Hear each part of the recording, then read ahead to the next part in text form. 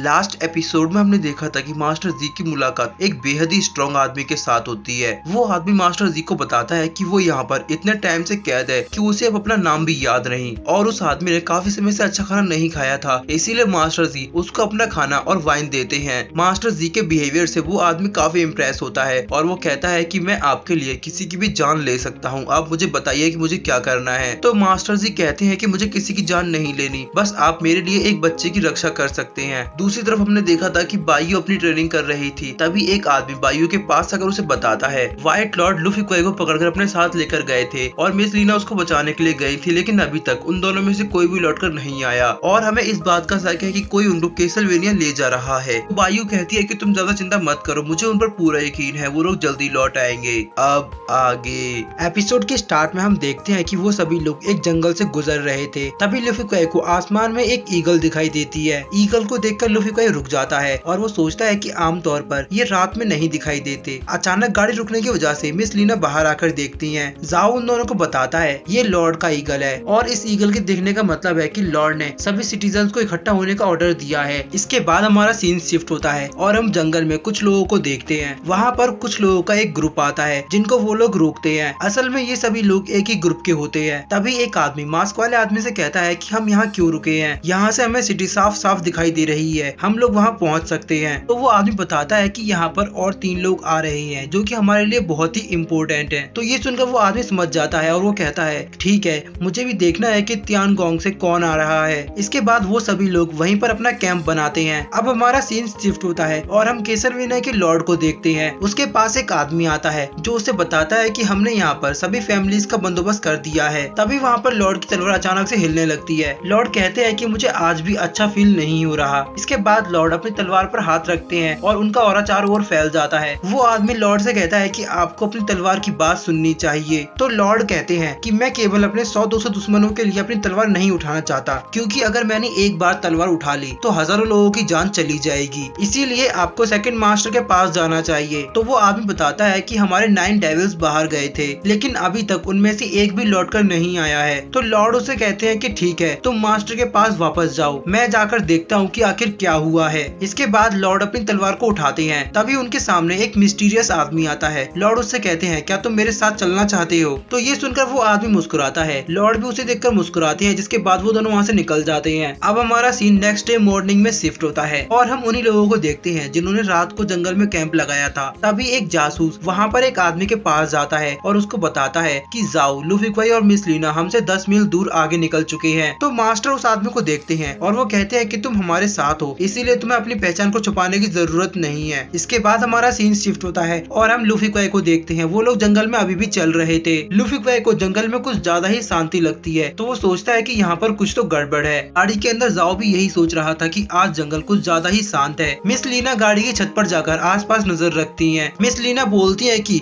खतरा ठीक हमारे सामने है। तभी जाओ बोलता है कि आगे बहुत से ट्रैप हो सकते हैं, हमें संभलकर निकलना होगा। मिस लीना लूफी क्वे से बोलती है कि तुम अपने हिसाब से डिसीजन ले सकते हो। तो लूफी क्वे बोलता है कि ये सभी लोग मेरी फेरी बुक को लेना चाहते हैं, लेकिन मैं भी आज ये देखना चाहता हूँ कि आखिर ये लोग क्या कर सकते हैं। तभी जाओ बोलता है कि हम लोग बस कैसलवेनिया पहुँचने वाले हैं। लूफी क्वे गाड़ी की स्पीड बढ़ा देता है। अब हमारा व्यू शिफ्ट होता है और हम एक आदमी को देखते हैं जो कि एक चट्टान पर खड़ा होकर उन लोगों को जाता हुआ देख रहा था। ये वही आदमी होता है जिसे हमने कुछ टाइम पहले देखा था। उनकी गाड़ी को देखकर वो आदमी अपने वेपन को मंगाता है। अब हम देखते हैं कि एक आदमी संदूक को खोलता है जिसके अंदर जादुई धनुष रखा था। उस धनुष का वजन बहुत ही ज्यादा था, इसीलिए 2 लोग मिलकर उस धनुष को उठाते हैं और उस आदमी तक ले जाते हैं। वो आदमी उस धनुष में अपने भाले को लगाता है और वो लूफी क्वे की गाड़ी के ऊपर अटैक कर देता है, लेकिन मिस लीना सही टाइम पर इसको देख लेती है और वो अपनी तलवार का इस्तेमाल करके उसके निशाने को बिगाड़ देती है। लेकिन तभी हम देखते हैं कि वो आदमी दोबारा मिस लीना पर अटैक करता है। अब वो अटैक मिस लीना को लगने वाला था। वो लूफी क्वे का नाम पुकारती है, लेकिन तभी हम देखते हैं कि एक मेटल बॉल आकर उसके भाले पर लगती है, जिससे मिस लीना बच जाती है। अब हम देखते हैं कि वहाँ पर एक और आदमी आ चुका था जिसने अभी मिस लीना की जान बचाई थी। मिस लीना उसको थैंक यू बोलती है। यहाँ हमें उस आदमी का नाम बताया जाता है, उसका नाम लूका होता है। अब लूका उस आदमी को देखता है और वो कहता है कि ये तो क्रिम्सन लॉन्ग वो है। वो आदमी लूका को देखकर काफी गुस्से में आ जाता है, लेकिन अब वो लोग काफी दूर निकल चुके थे, इसीलिए वो कुछ नहीं कर पाता। लूका उस आदमी को देखकर बोलता है ये तो दुनिया का सबसे अच्छा आर्चिव मास्टर है। इधर हम उस आदमी को देखते हैं जिसके पास एक सर्वेंट आकर पूछता है क्या हमें उसका पीछा करना चाहिए। तो वो आदमी कहता है कि इसकी कोई जरूरत नहीं है, पहले से ही मैंने उनके पीछे कुछ लोगों को लगा दिया है। तो वो आदमी पूछता है कि वो कौन कौन है। तो इसके बाद हमारा सीन शिफ्ट होता है और हम देखते हैं कि लूफी की गाड़ी के पीछे कुछ लोग लगे हुए थे जिनकी स्पीड बहुत तेज थी। देखने से वो लोग निंजा लगते हैं।